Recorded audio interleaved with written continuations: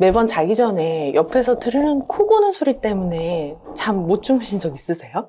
혹시 내가 코라서 배우자와 각방 쓰고 계신가요? 오늘 이 운동법만 제대로 해주시면 그 코골이 90% 없앨 수 있습니다.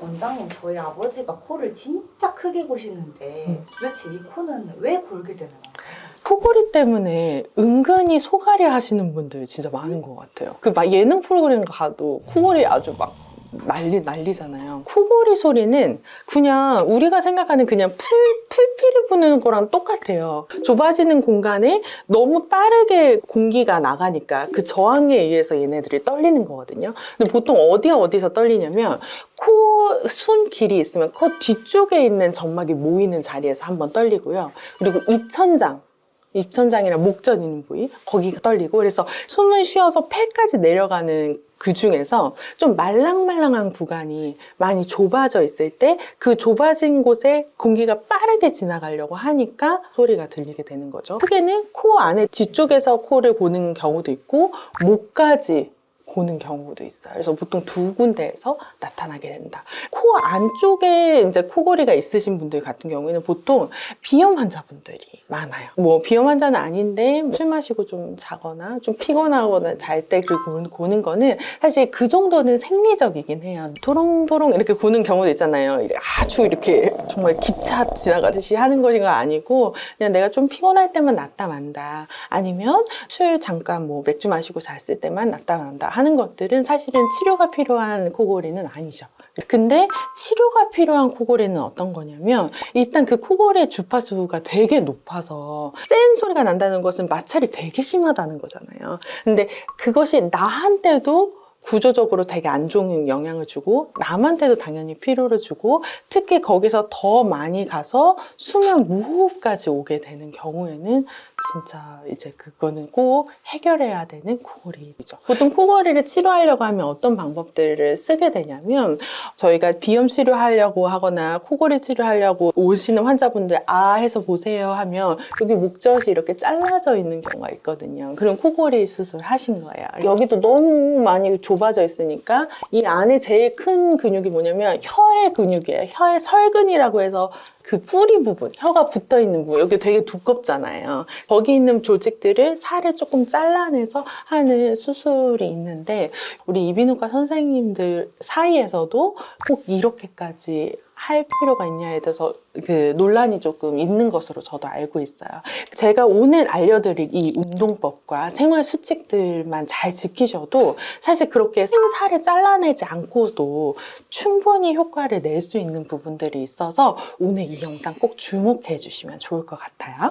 얘는 진짜 정말 반드시 없애야 된다라고 하는 거는 수면 무호흡까지 진행됐을 때인데, 내가 자는 동안 얘가 골달골달 못해서 하고 막혔다가 그 순간에는 숨이 안 들어가죠. 그러고 난 다음에 푸 하시는 분들 있잖아요. 자다가 이렇게 숨이 딱 막혀 들어가는 그것이 자는 동안에 한 5번, 7번 정도 이렇게 반복되거나 하면 정말 이건 치료를 해야 되는데, 그게 왜 심각하냐면, 내가 순간적으로 숨이 안 들어오게 되면 뇌에는 어쨌든 산소가 필요하고 내 몸에는 산소가 필요하니까 심장이 그 순간 100m 달리기를 하거든요. 3배, 4배를 엄청 빨리 뛰어요. 그럼 나는 쉬려고, 자려고, 피로를 풀려고 누웠는데 자면서 100m 달리기를 하는 상황이 되니까 심장에는 엄청난 무리가 오는 거죠. 그렇게 해서 어쨌든 산소를 즉각적으로 공급하긴 하지만 갑자기 심장이 막 빨리 뛰어야 되면 사실 심장의 혈관에 이제 좀 뭔가 찌꺼기가 끼어 있어서 막힌 거나 이런 것들이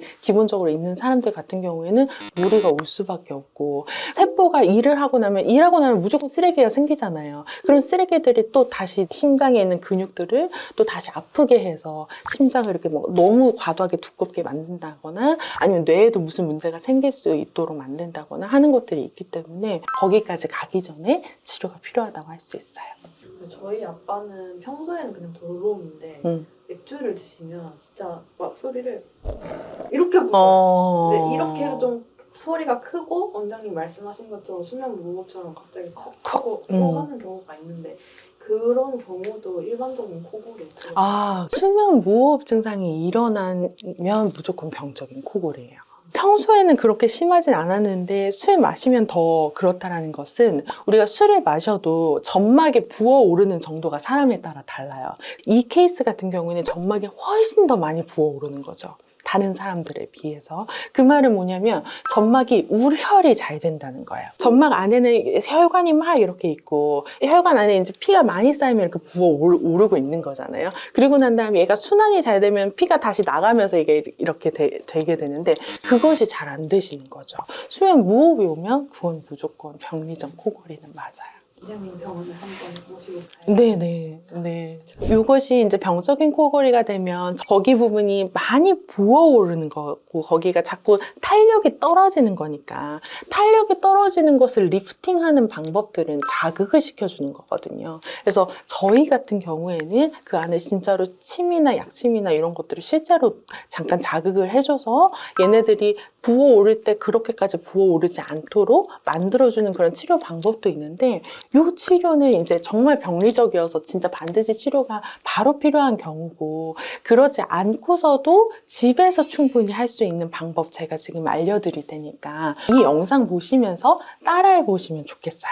자, 첫 번째는요. 우리가 요 안에 공간이랑 탄력을 만드는 것이 이 운동의 어떻게 보면 원리예요. 요 안에 우리가 목골이가 문제라고 했잖아요. 목에서 이제 움직이는 거를 저희가 목골이라고 부르기도 하는데 여기가 공간이 만들어지고 탄력이 생기는 것이 중요하기 때문에 가장 쉽게 할 수 있는 거는 하는 거예요.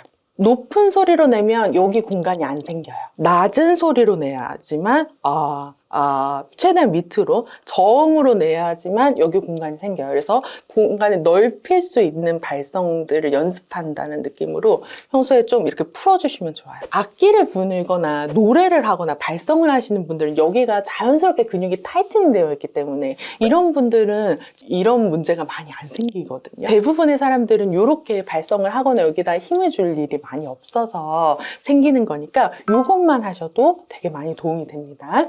제가 여기 아까 해서 조금 풀어놓은 상태에서는요. 두 번째는 이 혀의 설근이라고 하죠. 혀의 근육의 뿌리 부분을 타이트닝 하는 것이 되게 중요하다. 거기가 늘어져서 생기는 거니까 그렇게 하려면 혀를 많이 움직여야 되겠죠. 그럼 어떻게 하면 움직일 수 있냐면 혀를요. 앞에 딱 붙여서 혀 끝을 입천장이 있으면 입천장을 긁어주세요. 이렇게 뒤로 이렇게 이해되세요? 얘가 이렇게 긁어가려고 해서 이 안에 뿌리 부분이 힘이 딱 들어가거든요. 거기를 이제 자극하려고 하는 거예요. 이렇게 안 하고 혼자 있을 때는 혀를 진짜 바깥으로 꺼내서 이 설근 부분을 자극해주면 좋아요. 그래서 옆으로도 반대편 쉬고 앞으로도 저 이거 나와도 되나요, 방송에? 혀 앞으로 최대한 밑으로 내려주시고 이 혀를 내미는 거 원리가 어떤 거냐면 뿌리 부분을 최대한 스트레칭 시키고 자극시키고 탄력을 회복시키기 위해 하는 행동이에요. 세 번째는 입 부분을 이렇게 해주신다거나 제가 이거 립스틱 할 때 따로 하지 말고 립스틱 바를 때 항상 같이 해주라고 하는데 하고 우리 저기 톡톡톡 바르잖아요. 이렇게 해주셔도 되고 이렇게 하는 것처럼 여기 있는 부분들을 잘 움직일 수 있도록 이런 근육들도 잘 자극이 될 수 있도록 해주시면 좋아요.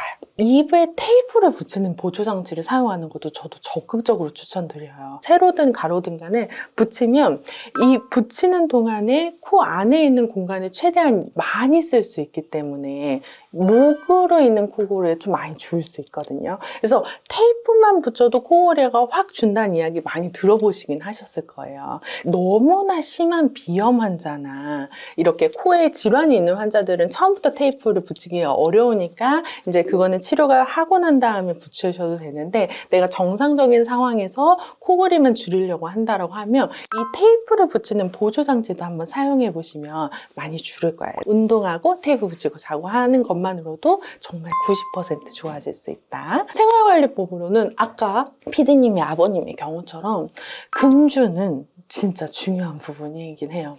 술은요, 점막을 엄청나게 붓게 만들어요. 붓게 만들 뿐만 아니라 점막의 부은 상태를 유지하게 만드는 게 문제예요. 무호흡이 있으신 분들이 술을 마시고 바로 주무시게 되시면 당연히 그만큼 코 건강에 또 좋지 않고, 코 건강이 안 좋으면 뭐가 안 좋냐면 뇌 건강도 진짜 안 좋아져요. 그래서 그런 부분들 다 문제가 되기 때문에 금주하시는 거 너무 중요하고요. 두 번째는 그래 똑바로 누워서 자는 것보다는 그래도 한쪽이라도 옆으로서 누워져서 자면 이 부분에 좀 움직이는 이 뒤쪽 부분의 점막들이 이렇게 밑으로 중력에 의해서 내리면서 공간이 조금 만들어지겠죠. 그러면 공간이 넓어지면 코골이는 줄어드는 상황이기 때문에 좀 옆으로 주무시는 것도 좀 어느 정도는 도움이 될 것 같아요.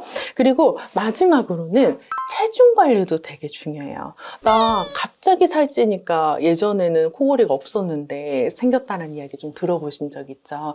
여기 사이에 이제 지방이 끼면서 공간을 더 좁게 만드는 것이 있고, 특히 지방이 꼈을 때는 혈액순환이 또 활발하지 않다 보니까 빨리 점막이 부었을 때에도 빨리 안 가라앉는 것들도 좀 있거든요. 체중 관리를 해주시는 것도 코골이 관리에 있어서 중요한 부분이다라고 마지막으로 강조드릴 수 있을 것 같아요.